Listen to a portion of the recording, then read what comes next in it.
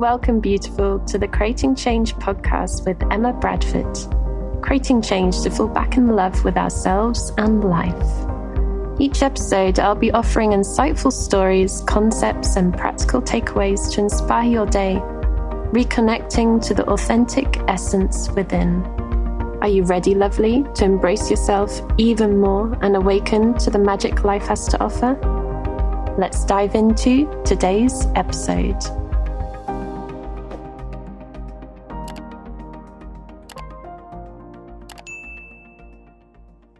Hello and welcome to another episode of Creating Change with Emma Bradford. Thank you so much for listening to this podcast episode, choosing this out of all the many episodes out there. You are amazing. Thank you so much for being here. In today's episode, I wanted to share a few little things, or perhaps really they are big things because they make a big difference, but a few little things that I do in my life that have created such an impact to me, and I wanted to share these because perhaps these will be useful for other people too. So one of the biggest things that I've been doing, a very simple practice, and I've been doing this for years. I don't even remember when I started this. This has literally been going on for years and years and years. Every single time that I travel, every single time that I take a flight, whenever I get off the airplane and I'm walking to customs and I'm walking out of the airport, that whole time I'm paying attention to my senses, paying attention to what I see, hear, and feel. And first, I bring all the attention down to my feet and I feel my feet walking within my shoes, walking on the ground, and I really pay attention to that sensation. For me, bringing all the awareness back to the senses is a wonderful way to ground myself, to get back into my body, because flying so high, and for someone who is very sensitive, and for me, it's very easy to get swept away up in the thoughts or up in the clouds or like feel very floaty. I need to constantly ground myself. And for me, getting back to my senses, connecting to what I see, hear, and feel is a great way to do that. So first, back to the feeling, back to the sensation, back to what I hear, what I see around me, really coming back to the present moment. And I do this automatically, and I just bring all that awareness back down. And something I've been doing for so long, and it's been so beneficial. It really helps me ground after a flight and really come back into my body. If I'm able to go to nature afterwards, I will also take off my shoes and go to nature, though that doesn't always happen. Like perhaps if I'm flying to a colder country, I don't necessarily want to take off my shoes and step onto the snow barefoot.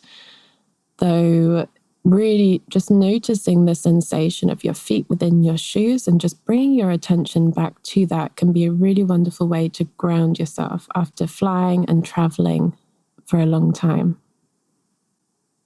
And that links in with the next one. The next one is getting out into nature.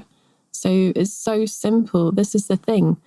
Often the most simple things are the most beneficial, and simply just stepping into nature, sitting by a tree, sitting on the beach, walking in the forest, like wherever that is, sitting by some water, walking, hiking, just being in nature is so beneficial for our health and well-being.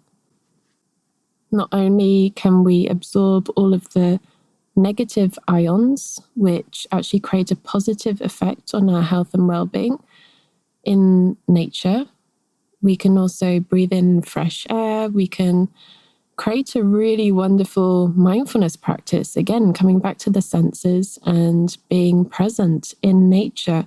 Nature has such a healing properties. This has been documented so much.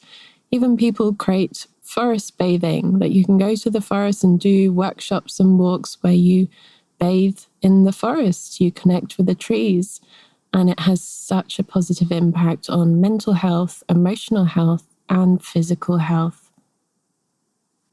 Some of my greatest moments of healing some of my greatest ideas and insights, some of my wonderful experiences have been in nature. Nature is one of the greatest gifts that we have. And another thing that has been really beneficial is movement. Movement, and for me, much of that is based on dance. I absolutely love dancing. It's my favorite way to move my body, and moving the body can be so, so helpful. It helps us to really move any stuck energies that may be there, any stuck emotions, especially if we're feeling particularly stressed or anxious or worried or angry or sad or whatever that is going on emotionally within. To move our body is a wonderful way to get back into the body, out of the head, and allow that emotion to flow through us rather than remain stuck within us. So find what works for you. Find the way that is fun and enjoyable for you to move your body. Some people love running. Some people love roller skating. Some people love walking. Some people love dancing. There are so many different ways. Some people love yoga. Find what works for you. Find what's enjoyable. I've recently bought a mini trampoline that can be used indoors or outdoors. And that's been a wonderful way to really move the body as well. So I have it right next to my computer. When I'm spending too much time on the computer, I step off, bounce, and then go back to the computer. And it's a really great way to move the body, shift the emotional state, and reconnect to the inner child as well. Have some fun, lighten up, and really move the body and have fun with this vessel that we have, this human body, this human vessel that we have to use in this lifetime. Another thing that's created such a huge impact for me, and this is not for everyone, so I'm not suggesting that everyone needs to do this, though for me personally, this has been massive, and that has been cutting out alcohol and caffeine. So this is not to say that I never have caffeine. I do. I eat chocolate. I also have the very occasional green tea or very occasional black tea, though that's probably maybe like once every 6 months. Coffee, I don't drink unless it's decaf, and that's just what works for me. Though cutting out alcohol and caffeine has been really helpful for my anxiety levels. That has reduced significantly thanks to cutting that out. And also has really helped me to be more grounded and present.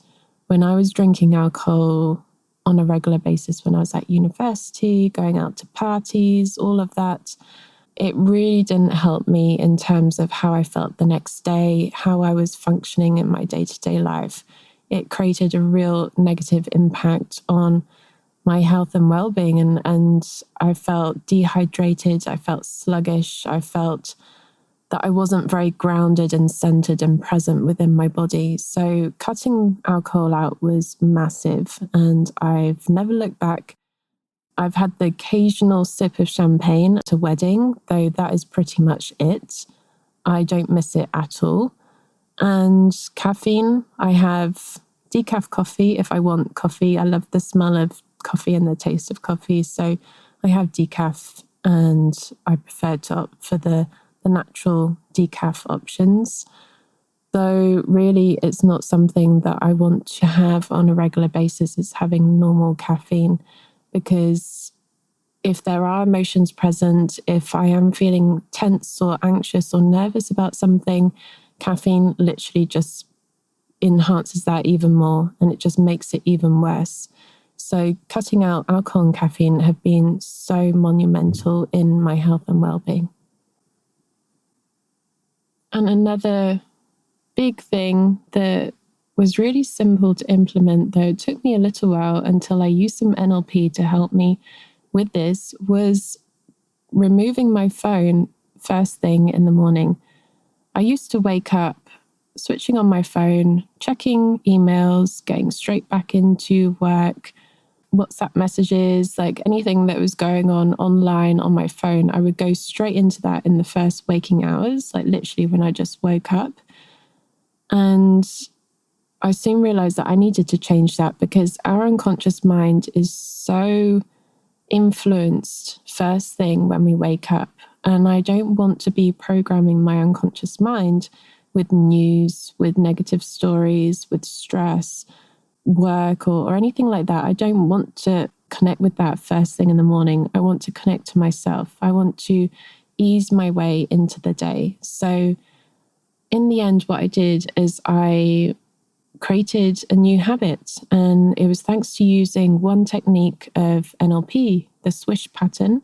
Those of you who have trained with me or have done NLP trainings elsewhere will know what I'm talking about. Swish pattern is a wonderful exercise that can help shift emotional states and shift new positive habits into place. It creates more options, and the unconscious mind can help you in fulfilling those.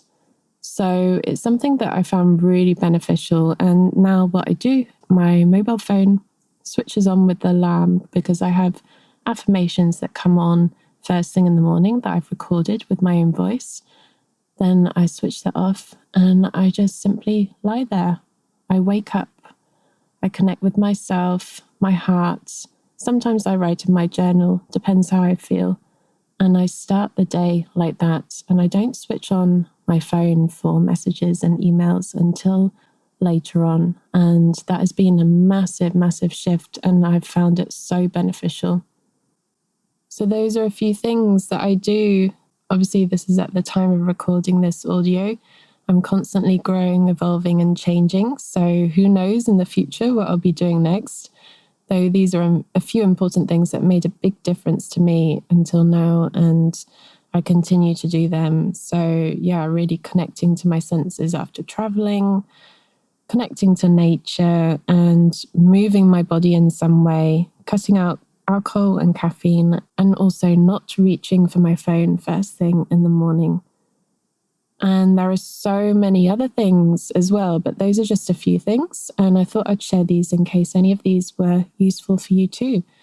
So I wonder if there are any new habits or new things that you want to bring into your life. Perhaps you want to change your relationship with your mobile, or perhaps you want to drink one less cup of coffee a day, or perhaps you want to spend some time without alcohol, or perhaps you want to get out in nature more, or move your body, find a fun way to do that. Notice what areas of your life you feel that you can improve, if there is anything that you want to improve. And pick one thing.